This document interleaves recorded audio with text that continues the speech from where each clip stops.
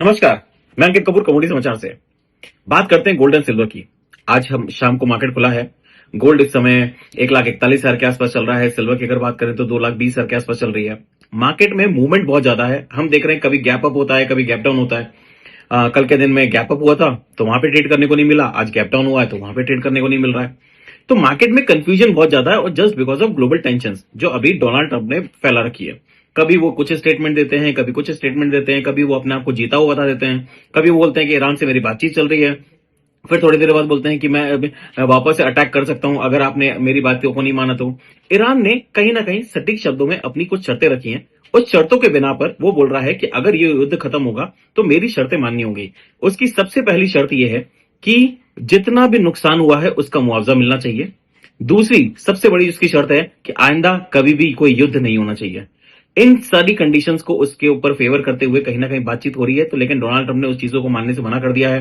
Global economy में किस तरह की सिचुएशन होती है, ईरान ने कोई भी बात को मतलब नाजायज तरीके से नहीं उठाया। उसकी जितनी भी बातें वो सारी की सारी जायज हैं। एक चीज उसने और उठाई है कि जितने भी अमेरिका के बेस हैं मिडिल ईस्ट में वो सारे के सारे हटने चाहिए। तो कुछ कंडीशंस हैं, कुछ 15 उसने मांगे रखी हैं। अगर वो बोल रहा है कि मांगे अगर आप पूरी करते हो तो मैं ये वॉर खत्म करने के लिए तैयार हूं, नहीं तो ये वॉर आगे भी चलने वाला है। इजराइल के इंटेलिजेंस ने बताया है कि अमेरिका अगर चाहे तो ये युद्ध खत्म कर सकता है, लेकिन ईरान अगले 1 साल तक युद्ध लड़ने की ताकत रखता है। ये पहले ही सारी चीजें क्लियर कर चुके थे।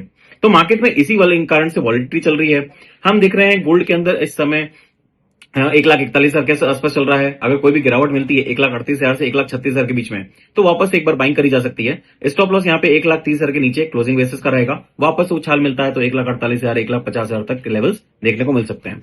वहीं अगर मैं सिल्वर की बात करूं तो सिल्वर के अंदर भी आप मान के चलिए कि 2,15,000 2,18,000 के आसपास अगर मिलता है तो बाय करके चला जा सकता है। स्टॉप लॉस यहाँ पे 1,99,000 का स्ट्रिक्टली मेंटेन करेंगे और वापस से उछाल 2,30,000 तक देखने को मिल सकता है।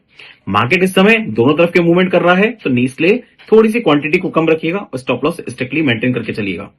क्रूड ऑयल के अंदर आप अगर देखेंगे तो एक रेंज बनी हुई है, लेकिन 9400 का लेवल याद रखिएगा। अगर 9,400 के ऊपर अगर वीकली क्लोजिंग आती है तो मान के चलेगा आने वाले टाइम में और तेजी देखने को मिल सकती है। तो यहां पे कॉशियस रहिए। क्रूड ऑयल के अंदर स्टॉप लॉस यहां पे 7,900 का पोजिशनल बेसिस पे बन चुका है। मेरी मार्केट में कोई पोजीशन नहीं है। जो भी हमने बात करी है सारी की सारी अनबायस्ड है। प्लीज बिना स्टॉप लॉस के मार्केट में ट्रेड मत करिए और अपने एडवाइजर की सलाह जरूर लीजिए। Thank you so much.